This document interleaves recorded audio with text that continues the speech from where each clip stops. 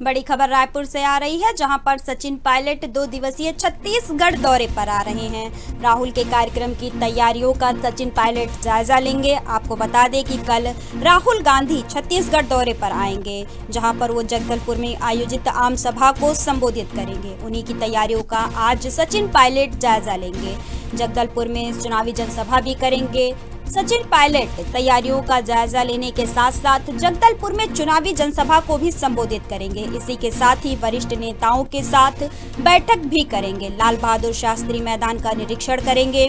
शाम 5 बजे सचिन पायलट राजधानी रायपुर पहुंचेंगे।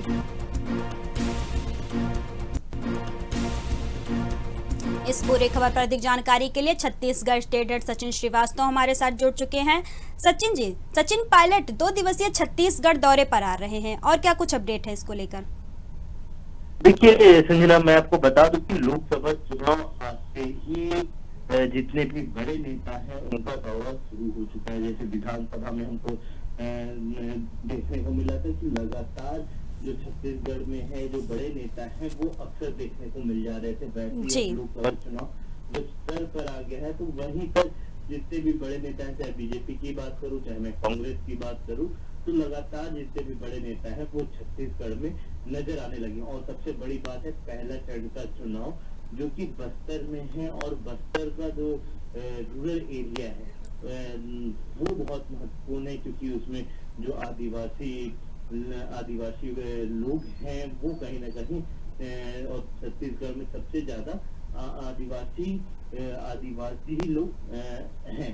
तो उस हिसाब से अगर बड़े नेता आ रहे हैं और लगातार उन लोगों से मुलाकात कर रहे हैं, जनसभा कर रहे हैं, तो कहीं ना कहीं ये प्रभाव पड़ेगा। मगर देखिए बीजेपी अपने ढंग से इस काम को कर रही है, लोगों से जनसभा कर रही है। वहीं पे अगर मैं कांग्रेस की बात करूं तो कांग्रेस अपने ढंग से कर रही है। तो कांग्रेस का जो कांग्रेस की रणनीति है वो राहुल गांधी को सामने लाने के लिए कि सचिन पायलट जरूर आ रहे हैं, 2 दिन के दौरे पर रहेंगे, मगर कहीं न कहीं वो राहुल गांधी का जैसे कल दौरा है तो वो आज पहुंचेंगे और उसका जायजा लेंगे कि क्या स्थिति है वहां पर और इसको और बेटर कैसे किया जा सकता है। जैसे अगर मैं कांग्रेस में एनएसवाई की बात करूं तो जो एनएसवाई के नेता हैं वो ग्राउंड लेवल पे कैसे लोगों को इकट्ठा कर सकते हैं कि हम अपनी बात लोगों तक रख सके तो देखिए इसी तरीके से कांग्रेस की रणनीति बन रही है। बूथ लेवल से लेकर हाई लेवल तक को एक दूसरे से कनेक्ट करने की कोशिश की जा रही है कि आम जनता से हम कैसे जुड़ सके। जी सचिन जी, जैसा कि आपने कहा कि कांग्रेस की रणनीति बन रही है कि राहुल गांधी को सामने लाया जाए, लेकिन अगर वहीं हम पार्टी की बात करें तो ऐसा कुछ होता नजर नहीं आ रहा है। राहुल गांधी खुद उतनी जनसभाएं नहीं कर रहे हैं जितनी भारतीय जनता पार्टी कर रही है।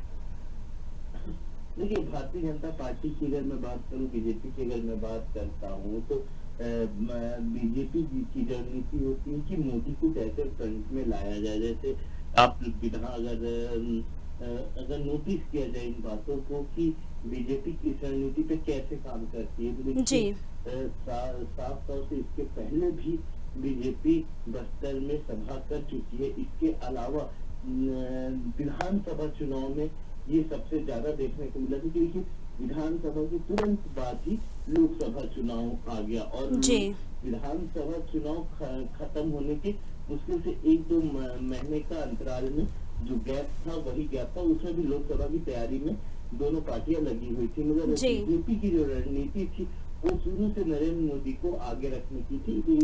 ध्यान देने वाली बात बस इतनी होगी, देखिए जो मोदी गारंटी हुए नाम से पर्चा बांटा गया, और वहीं पे अगर मैं कांग्रेस की बात करता हूँ तो कांग्रेस ने नियमित अनुसार जो पहले से चलते आ रहा है कि हम जो वादा कर रहे हैं, कांग्रेस का जो वादा है उन चीजों पर चला गया। देखिए किस तरीके से प्रचार का ढंग थोड़ा सा बीजेपी ने बदल दिया है यहाँ पे, और उन्होंने जो अपनी लोगों के लिए जो वादे सामने लेके आए, जो गारंटी लेके आए, वो मोदी के नाम से लेके आती है बीजेपी। और यहाँ पे बीजेपी का जो रणनीति हो सक्सेस होता है, क्योंकि मोदी गारंटी के नाम से जितना मोदी का प्रचार हो रहा है लोकसभा चुनाव के लिए, उतना विधानसभा चुनाव में मोदी गारंटी के नाम से लोग उनको पसंद कर रहे हैं। तो देखिए हाई लेवल से छोटे लेवल से इसको कैसे कनेक्ट किया जाता है। कि देखिए लोकसभा बड़ा चुनाव है, विधानसभा कहीं ना कहीं एक प्रदेश का चुनाव है, और प्रदेश के चुनाव को कैसे केंद्र के चुनाव से कनेक्ट किया गया। तो देखिए रणनीति के तहत बीजेपी इस तरीके से काम कर रही है। और मैं कांग्रेस की अगर बात करता हूँ तो देखिए कांग्रेस साफ तौर से अगर राहुल गांधी को सामने लाने की कोशिश करी, इसके पहले भी 2 यात्राएं निकल चुकी हैं। तो छत्तीसगढ़ में जिसमें दूसरे यात्रा का न्याय यात्रा का दौर भी दिखा था। जो अगर मैं बात करूँ छत्तीसगढ़ की, तो देखिए राहुल गांधी रोड शो करते हुए, जनसभा नहीं कर रहे हैं, वो रोड शो कर रहे हैं, जिसमें वो रोड पे चलते हुए लोगों से मुलाकात कर रहे हैं और हर उस गली चौराहे से गुजर रहे हैं जहाँ पे लोगों का भीड़ होता है। तो देखिए राहुल गांधी के नाम से तो लोग वहाँ बिल्कुल देखने तो आ ही रहे हैं, मगर उसके कारण तो कनेक्ट हो पा रहे हैं, लोगों की समस्याएं सुन पा रहे हैं।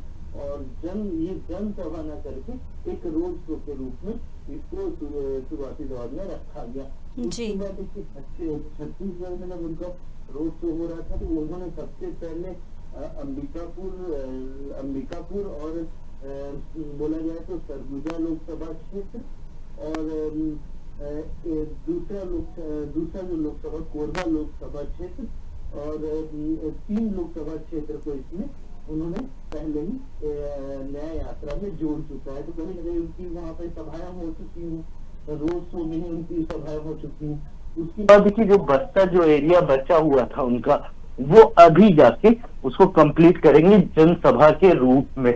तो अब देखने वाली बात ये है कि जनसभा वो किस रूप से करते हैं। कि देखिए क्योंकि मैनिफेस्टो जो कांग्रेस का मैनिफेस्टो है वो लोकसभा का आ चुका है और उन्होंने अलग अलग वादे किए हैं। तो देखने वाली बात ये होगी कि वो जो वादे किए गए हैं वो किस तरीके से बस्तर में लोगों तक वो पहुंचाते हैं। जी कांग्रेस पार्टी की बात करें तो कांग्रेस पार्टी दावा करती है कि वो भाजपा को कड़ी टक्कर देगी, लेकिन जिस प्रकार से कांग्रेस पार्टी से लोग छोड़कर जा रहे हैं, क्या ये दावा सही हो पाएगा? देखिए संजना, इस बात पे 2 राय नहीं है कि कांग्रेस पार्टी कहीं ना कहीं एक कमजोर होते चली जा रही है। मगर इस बात को भी इग्नोर नहीं किया जा सकता कि कांग्रेस जिस तरीके से बीजेपी को टक्कर दे रही है और कोई पार्टी सामने में नहीं है। मतलब कहा जा सकता है कि जो विपक्ष का रोल है वो कांग्रेस बहुत अच्छे से अदा कर रही है।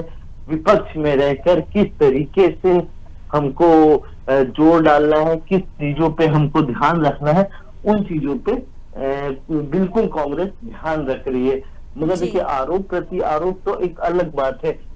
कांग्रेस लगातार आरोप लगाते आती है, विपक्ष में बैठे हुए लोग आरोप लगाते हैं, मगर पक्ष में बैठे हुए उसका जवाब देते हैं, उन पे उल्टा आरोप लगता है। तो देखिए आरोप प्रति आरोप का सिलसिला चुनाव में तो लगा रहता है। मगर अगर मैं बात करता हूँ बीजेपी की, तो देखिए बीजेपी अपने आप को स्टैंड करने के लिए जो लोग सम्मिलित हो रहे हैं उनको एक साथ बुलाते भी जा रही है। ऐसा नहीं है कि कोई कांग्रेस का नया नेता है या फिर जो बीजेपी पहले छोड़ के कांग्रेस में गया था वो वो वापिस आ रहे हैं तो उनको मना कर रही है।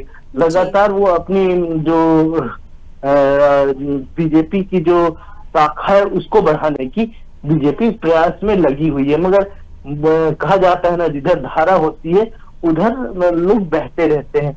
मगर देखिए अगर मैं बात करूं कि अगर सरकार बदलती है या फिर आने वाले समय में जब भी सरकार बदलेगी तो ये रूप जरूर फिर से देखने को मिलेगा कि जो लोग बीजेपी में सम्मिलित हुए थे वो फिर कांग्रेस में सम्मिलित होंगे।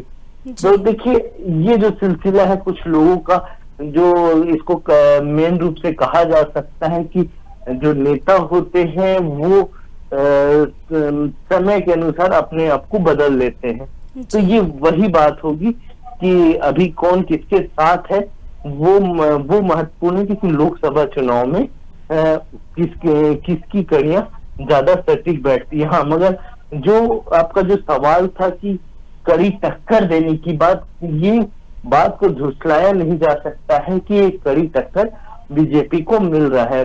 क्योंकि देखिए साफ तौर से अगर कोई टक्कर देने वाला है, बात करने वाला है विपक्ष के ऊपर आरोप लगाने वाला है वो है कांग्रेस।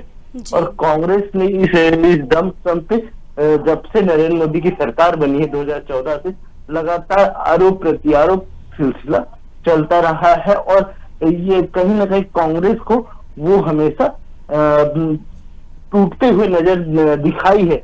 मगर कांग्रेस देखिए पुरानी पार्टी है और इतनी पुरानी पार्टी होने के बावजूद उसकी शाखा बहुत बड़ी है, लोग उसमें बहुत ज्यादा है, तो कुछ पत्ते बिखर भी जाते हैं तो कांग्रेस को फर्क नहीं पड़ रहा है। और देखिए अभी भी कांग्रेस दावा कर रही है कि छत्तीसगढ़ में 11 लोकसभा सीट है और कांग्रेस दावा कर रही है जिसमें से हम 7 से 8 सीट हमारे पास आएगी। तो ये माना जा सकता है कि अगर 6 सीट भी कांग्रेस निकाल लेती है तो ये बहुत बड़ी बात होगी। 6 से 7 सीट कांग्रेस के पास है और 6 से 7 सीट बीजेपी के पास है। तो ये आने वाला समय और जनता तय करेगी कि कौन किसकी सरकार बना सकता है। जी सचिन जी, इस पूरी खबर पर अधिक जानकारी देने के लिए आपका बहुत बहुत धन्यवाद।